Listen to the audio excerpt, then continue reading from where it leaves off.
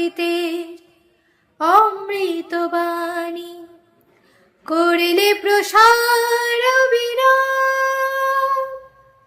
হে স্বামী বিবেকানন্দ, তোমাকে জানাই প্রণাম,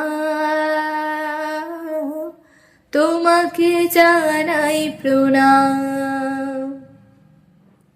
যুগ যুগ ধরে সবারই অন্তরে, যুগ যুগ ধরে সবারই অন্তরে লেখা রবে তোমারই নাম।